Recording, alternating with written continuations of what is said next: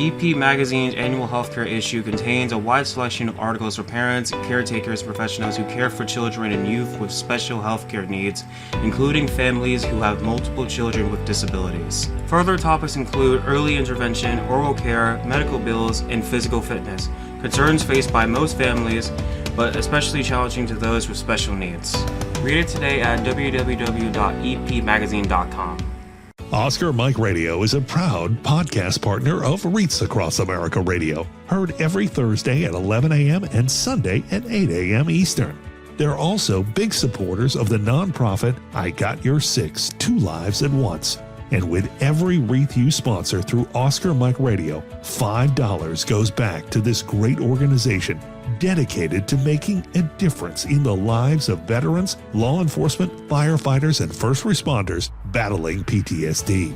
Two Lives at Once pairs these brave men and women together with dogs rescued from kill shelters. In this way, two lives are saved at the same time by saving each other. Donate now. Go to reatsacrossamerica.org/Oscar Mike Radio to help. That's reatsacrossamerica.org/Oscar Mike Radio.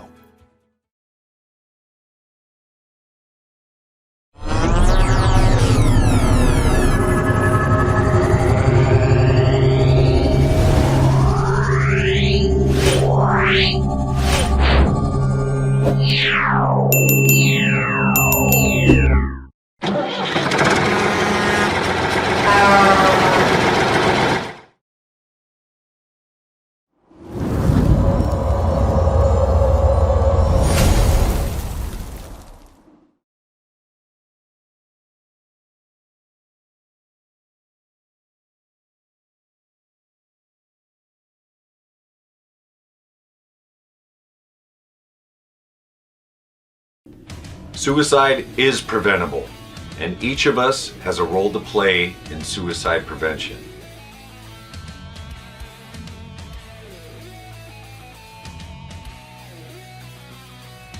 Suicide is complex. There is no single cause. And it's not always a mental health issue. It could be loss of a job or home, financial or relationship issues, pain, or leaving the military. Suicide does not discriminate. It affects all ages, races, and genders, veterans or not. If you know a veteran who is struggling, connect with them. Let them know help is available. There is quick and easy access to services in times of crisis. Dial 988, then press 1. Talking about it is okay. Don't keep it inside. Don't be ashamed. Don't wait.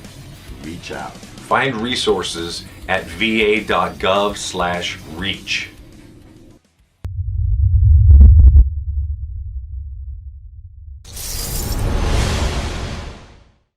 Hello and welcome again to Oscar Mike Radio. My name is Travis. I'm your host, Marine Corps veteran and hawker extraordinaire. Oscar Mike Radio is part of the Hubuzoo Network. You can find out more on hubuzoo.com. I want to thank my sponsors, Joyce ASAC of ASAC Real Estate, Army National Guard, Mark Holmes of Reapers Detailing and Power Washing, and my supporters, Cason Shaving Company, Exceptional Parent Magazine, and Black Cat Designs. Special day in May. This has been set up for a long time. You might recognize my current guest with me now. He was on Oscar Mike Radio before, and I've met him in person at the Irreverent Warriors Silkies hike in Nashville, Tennessee. So returning guest, Army veteran Phil Cook, welcome back to Oscar Mike Radio. Hey, it's always awesome and an honor to be part of your show once again. It's great to see you, man. What's been up? I know you've had some stuff going on. You're into photography. You're doing this. You're doing that. Before we get to the good stuff, and it's all good, give us a little update about what Phil's been up to. Well, last March, I did the Baton Death March at White Sands Missile Range, carried a flag with 12 soldiers' names on them that were killed in action from 101st, Second Brigade. And since then, I've continued to do my rucking, picked up my photography work a little more intensely and started doing that. I also started doing handcrafted cedar challenge coins, gift boxes, and hope chests. as well as sending those out at random to Gold Star family members. That way they have something to display the coins that they have from their fallen loved ones. I've also gotten a lot more involved in the Gold Star Family Retreat organization with Jeff Burgess out of Texas, as well as a lot more organizations across the country, including Rock for the Fallen. Nice, nice, nice, nice. So you truly are Oscar Mike. You're on the move. You're on mission. Um, we talked about it, right around the Silkies hike and our first time talking that you were really exploring the side of yourself with veterans advocacy. And, now that you've been doing this for a while and COVID's over, what's continuing to fuel you to keep doing this, Phil? Well, I have a lot of soldiers that I served with. I had the honor to serve with that did not make it home. So that for me was a heartfelt passion that I needed to continue to make sure that those soldiers' names as well as their families are not forgotten for the sacrifices that they've endured as well. I actually had a senior NCO within the last 2 years that I served with for quite some time that actually ended up committing suicide himself. He was a strong-willed NCO, talking to all the soldiers, taking care of them, telling them, suicide's not the way to go. But yet, at the end, he ended up doing it himself, and it's really sad. So, it just instilled me ever more of a drive to wanting to continue to go out there and have a mission to help combat that veteran suicide. With everything going on these days, our suicide rates are going up instead of down. And as much as we can, if we can get out there, interact, look and listen and get somebody the help that they need and encourage them to get the help, it's a lot more beneficial that way than them ultimately being part of that statistic. So what, germinated or started the idea of doing, the 9/11 flag? I mean, that's what we're talking about tonight. You have created this very unique, one-of-a-kind flag that's going to go on its own journey. What in your journey got you to say, you know what, I think this is an idea that I'm going to go ahead and actually execute and own this? I had a friend of mine that I served with when I was going through basic training, as a matter of fact. Shortly after basic, as we know, 9/11 had happened. I graduated in July 2001, shortly after 9/11 had happened. The guy that I went to basic training with, come to find out, his brother was actually killed in one of the towers. And it was like, man, that really sucks. So it was near and dear for him, of course, being a family member. But for me, being able to laugh and joke with him and everything else through basic training, getting to know the soldier, it just gave me more of a reason to do so. After working and being in the service for two major campaigns, Iraq and Afghanistan, both, after 9/11, the whole nation came together as a whole, to stand together as one to make a difference. During the two war campaigns that I was part of, I saw that the direction of the support that we had as a nation was falling apart. So, me looking at it going, there's got to be something that can be done to help raise awareness and help bring people back to that point to where we want to come together and reunite once again. 9/11 20th anniversary was coming up, about a year out at the time. And I decided, you know what? The 20th anniversary of 9/11 is an awesome opportunity to not only have something unique, but at the same time, remind everybody out there and educate the younger generations exactly what had happened on 9/11 and help bring those people back to the meaning of, our freedom here in the United States. I started sending out a few emails to some of the different departments across the country, telling them who I was, what I was doing as a combat vet, and the sole purpose behind it. Reached out to a few other friends of mine that were actually in a law enforcement agency. They sent out mass emails to their contacts. And the next thing I know, I've got several patches that were being sent to me. Now I've got an entire flag that is full. Recently, finally got the 3rd Brigade, Rocketsons, and 5th Group Special Forces patches finally put onto the flag. So now the flag is primarily complete the way I anticipated it to be done. I'm also in the process of, at this time, of making a cedar case for the flag to be put on permanent display afterwards for its final resting place. For the 25th anniversary of 9/11, it's going to be going to the Fort Campbell, Kentucky installation, where its permanent home will be. What got you working with cedar? That's not something that you hear people commonly do. And cedar's a very unique wood to work with, right? Cedar wood is a good medium wood to work with. It's not too hard, it's not too soft, and it's easy to work with. You can actually do quite a bit with it. The only downfall is if it's not worked with properly, it will flake. However, during me doing what I do with my challenge coins, my gift boxes, and my hope chests, I'm actually able to harden it up with the polyurethane coats that I put onto it and stain to make it hard to where it doesn't fall apart and flake. Which is nice because I've actually been able to send the challenge coin racks out to the Gold Star family members at random as a surprise care package for them. Working with Terry Burgess from the Gold Star family retreats, as well as with Memories of Honor with Amy. Bless you. And I've also made a couple cedar boxes and send them out to the families to where they can put their loved ones' ashes into them as well. Wow. So it's a very meaningful purpose for me to be able to do the cedar wood projects, not only as a side hustle, but at the same time, a secondary meaning behind it. This last year, when I went to the Baton Death March, I actually got a hold of one of the fifth group commanders at Baton that was representing the 5th Group Special Forces. Had spoke with him, told him, I said, hey, this is what I'm working on. I'm trying to get a patch from you folks to be put onto this flag, considering you guys were one of the 2 first military units that responded directly after 9/11 and went straight to Afghanistan.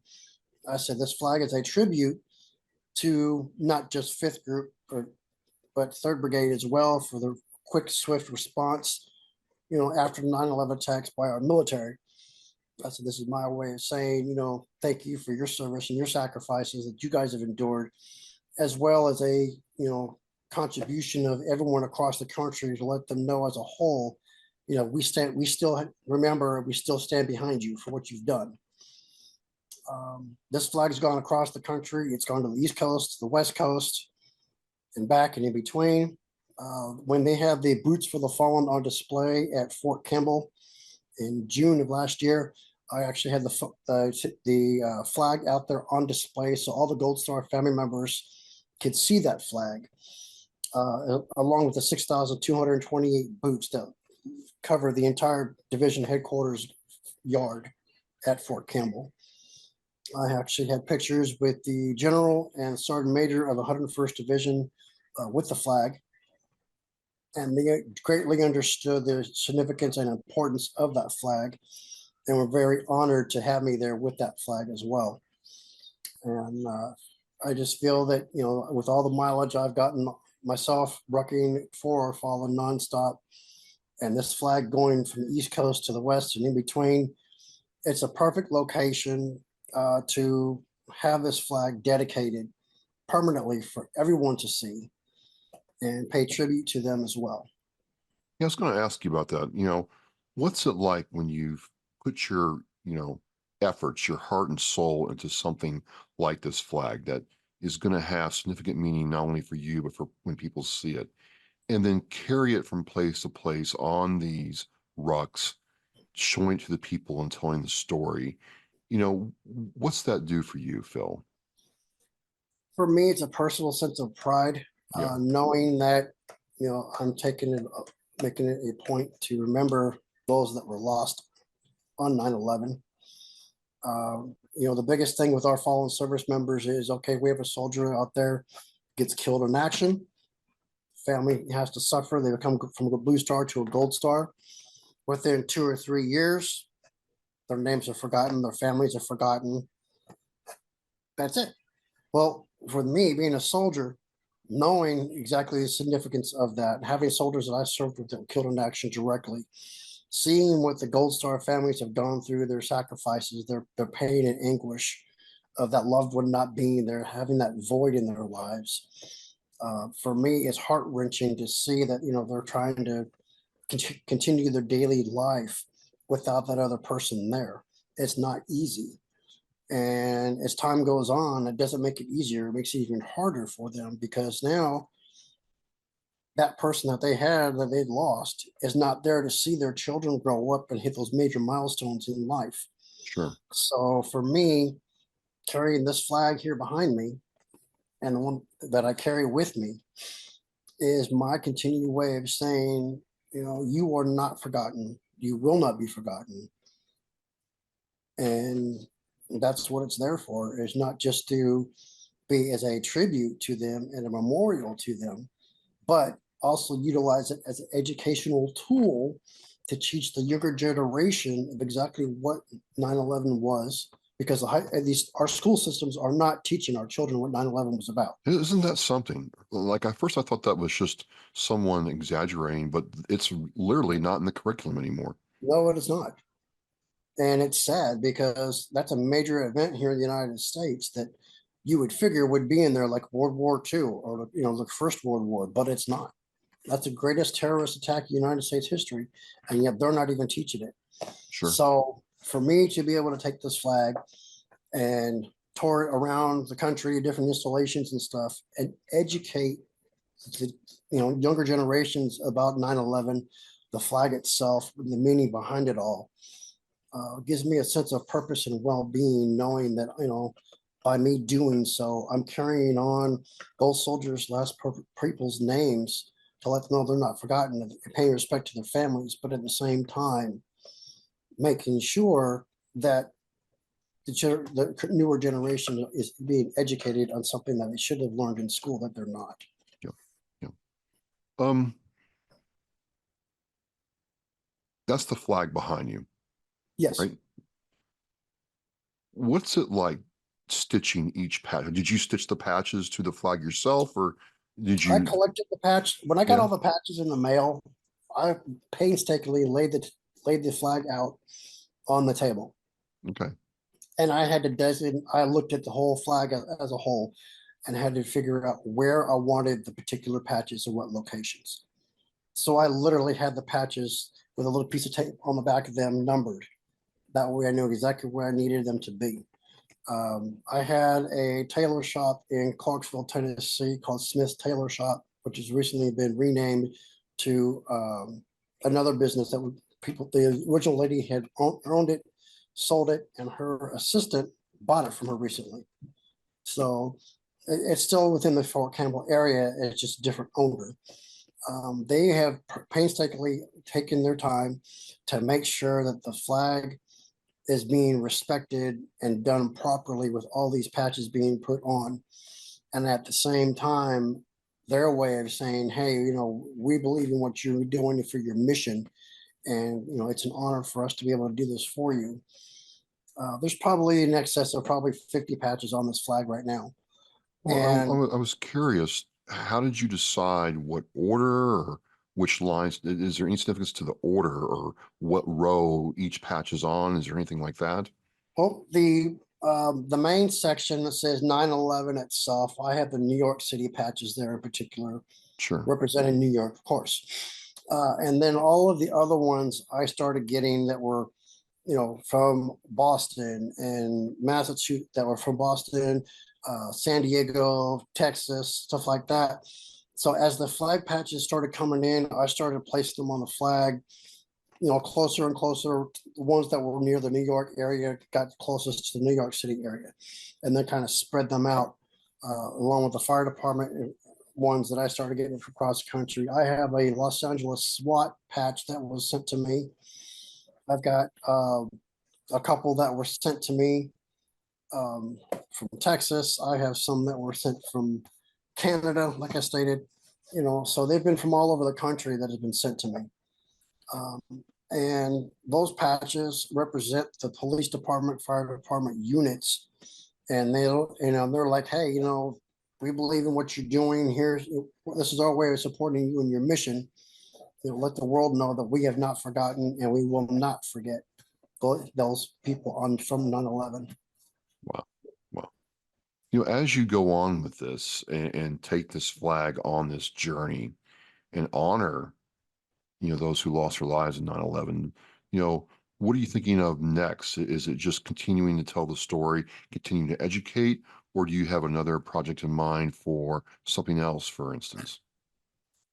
Well, right now, the 25th anniversary of 9/11, when this flag goes to Fort Campbell permanently for its final trek, that'll be the ending chapter for this flag in itself. But at the same time, it'll give me an opportunity to say that, I definitely made my mark, not only as a soldier while serving in the military, but also as a veteran, and leaving a lasting effect on Fort Campbell itself, where I served, by donating this flag to them as a permanent tribute to them.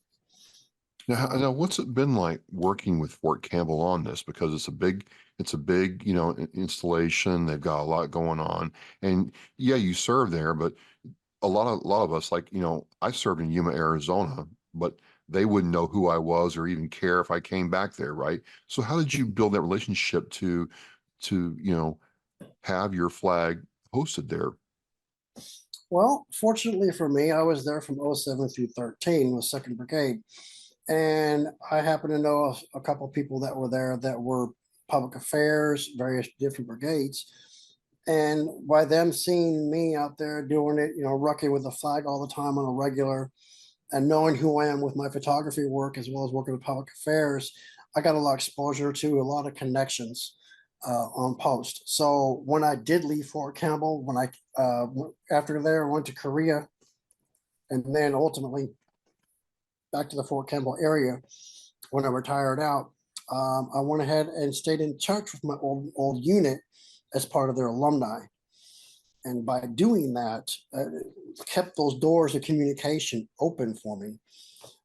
And by doing so, it also allowed me the opportunity to go in there and say, hey, this is what we've got going on. This is what I'm doing, as a whole, to better as a better off, representation of Fort Campbell and what we're all about here. And a lot of the units and brigades were very supportive of it. So everyone gave me the green light. I took it all the way up to the 2-star general at Fort Campbell. Get out. Yes. What's it like going from a 2-star and, telling them what you want to do, sir, and all that good stuff? That's not something you get to do every day. By the time I spoke with him, it was kind of funny because when I was actually stationed in Korea, 1-star General Campbell at the time was there, and I served under him there. I did the photographs for his change of command when he left Korea. And then 6 years later, I'm retired, and here he is back at Fort Campbell as a 2-star. So it was like catching up with him all over again. Nice. And which made it really nice, which made it actually easier for me. It's like, well, hey, Sure. How you doing, sir? What's going on? How you been? What have you been up to? And he's like, well, what are you doing? What's going on? What can I help you with? And I brought the flag and I showed it to him. And he was like, oh, wow. He goes, this is amazing. He goes, you got a monumental event you're working on. He goes, this is something definitely worth, recognizing and taking advantage and recognizing. So for me, it made it easier because that way I could plead my case and my mission to them. And with him being division general in charge, it's the final yay or nay. Was amazing because not only did I have the flag there during the Boots for the Fallen display, I actually got a picture of him and his sergeant major with the flag as well at that time. So that was even more of an epic opportunity for me. Well, I just think this is really, cool and interesting. This is the best part about doing, Oscar Mike Radio is when I met you, you were, going on the Silkies hike in Nashville, and you were primarily just taking photos. And Correct. then you started working with cedar and making the challenge coin racks and other things. And then, the flag has come together. And it's just really interesting how you start off with one thing and seeing all these people. And then before you know it, you have, all this group of people that get behind what you do. It really shows that you can make a difference wherever you are. Absolutely. I mean, I went from, myself being a disabled veteran, getting blown up, having back surgery, learning how to walk all over again, getting med boarded out, trying to readapt to civilian life. Started doing my photography work. My surgeon tells me, well, 4 years, tells me, well, we can get you a walk again, but you never ruck. 4.5 years later, I'm out rucking with a 30-pound ruck doing baton. And here I am now, an actual athlete with Memories of Honor, nonprofit 501c3, where every day is a day of gratitude, and we make it a point to remember our fallen each and every day. And Amy Cotta is an amazing, founder of the organization, and we got events all over the country going on. And with this flag, everywhere I go with an event with Memories of Honor, I've been taking this flag with me. So it's been getting a lot of exposure and a lot of attention. And everybody is like, wow, this is such an amazing thing that you're doing. I even had a lady offer me $5,000 for this flag. And I told her, no, ma'am, I can't do that. Wow. I said, this flag has so much blood, sweat, tears, and heart built into this project. I said, there's no dollar value for this flag. I said, and honestly, I said, this flag is dedicated to the lives that were lost on 9/11 and the military soldiers that responded to the 9/11 attacks. I said, I can't give the flag away for 5,000. I'm sorry. Yeah. Yeah. Well, it's just been great getting to catch up with you. I got friends and family in Kentucky. Well, no, not necessarily Kentucky, but I got some friends in Kentucky. One of them I served in the Marine Corps with. And if they'll let a Marine on a base, when you put it up there, I'd love to come down and see it and talk to you there and see it like done, man. So many people Absolutely. start things, never finish, and you've taken this from an idea, you've used it to teach other people, and now it's going to be enshrined forever. It's just really, amazing. Thank you for sharing with us. It's not a problem. The sad thing is the 9/11 Memorial Foundation has had a couple offices that have closed across the country already, especially in New York, unfortunately, due to financial cutbacks. And another friend of mine tried doing a flag like this, had submitted it to them. They said, well, we're closing down. I'm sorry, we can't take a donation of your flag. So I was like, well, you tried. They turned it down. Okay, fine. But fortunately for me, my flag has gone everywhere I go. And it's just like my flag I have with my fallen service members' names on it. Everywhere I go, they go with me. So wherever I go, I'm not alone. Fantastic. Fantastic, man. I just, like I said, this is, to me, the veteran story. This is one of the best parts about doing Oscar Mike Radio is seeing, somebody do something like this, whether it's a flag, a photograph, or something. This will live in people's minds. And, the tagline around 9/11 was never forget. And it's amazing how many people, a generation later, have pretty much forgotten what happened that day. So, thank you for Absolutely. keeping these memories and this legacy alive. It's an honor to be able to do so. At the same time, for me, it's a personal mission. My mom told me, if you're going to do something in life, do something memorable and passionate. So for me, it's serving my country, my photography work, and carrying on the memory of these fallen peoples that we had lost on 9/11's names, as well as the soldiers I served with, to make sure that they are not forgotten. How can people, if they want to connect with you or help you or support what you're doing, either on social media or whatever, how can people, connect with you, Phil? They can shoot me an email if they want. I'm also on Facebook. I'm on Instagram. And you can also find me on TikTok, where I do my short videos from time to time. So I'm on social media, Instagram. I'm on TikTok, Instagram, and Facebook, all three. If you guys want to get more information, I'll make sure I send you a link for the write-up for the flag itself. And you guys can send me a link that way and send me a message. I'll be sure to get back with anybody out there. And it's an honor to be able to do this. At the same time, the Ruck for the Fallen has actually sent me a streamer that is on my other flag for my fallen service members, but I'm going to be taking that streamer off and putting it on this flag when I go to Baton. And it's a Ruck for the Fallen, deeds, not words. So for me, it's going to be an epic event this year at Baton, because nobody has seen something like this before, this large scale. of it. So it'll definitely be an eye catcher as well as an attention getter. And I look forward to the opportunity to put it on display, educate people, share it. And hopefully people will continue to make sure that they don't forget what happened on 9/11. Well, hopefully, as a result of watching this show, they'll be reminded and won't forget.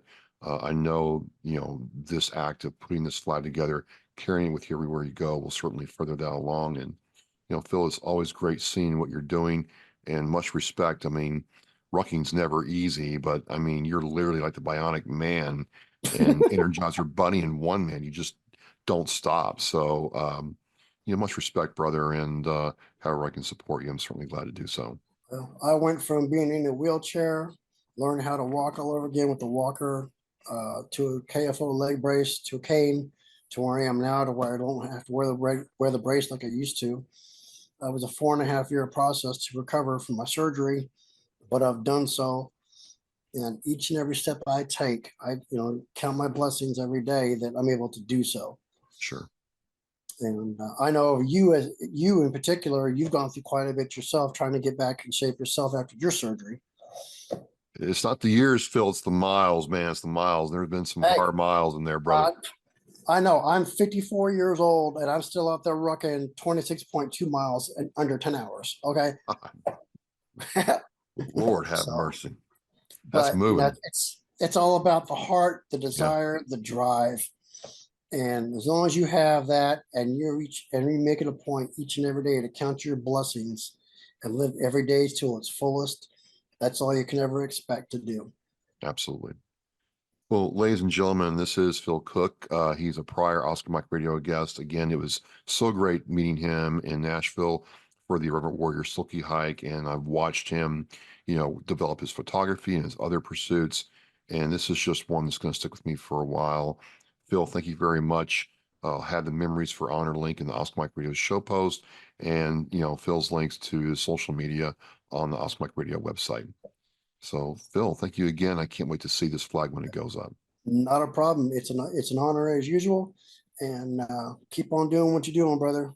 And remember, if you're out there struggling, do not be afraid to reach out and get that extra help, because we do not need any more numbers added to the 22 a day we have now. Absolutely. There are resources out there. There are people out there that can help. And just, make the right choice. The choice to make is to survive, not give up. Absolutely. Absolutely. Well, ladies and gentlemen, it's inspiration for everybody. Keep being an inspiration, ladies and gentlemen. This is, again, getting to talk with Phil is one of the best things about Oscar Mike Radio, and we will see you next time. Thank you. Remember on it teaches our mission. We care about it, we do it every day. But I think there are things that just hit you and give you a reason to go on. The theme for our 2024 for Wreaths Across America is Live with Purpose. It just seemed to fit in with the vows of the wreath, the 10 attributes that we feel represent our United States military. I thought, what a great opportunity to put those two things together and show our kids through how we act some of the things that can make their lives better, their communities better, and by doing that, the country better. For me, Live with Purpose, I think, it's a mindset. Set some guidelines and then go out and purposefully make life different, make a change. It's an opportunity to set an example.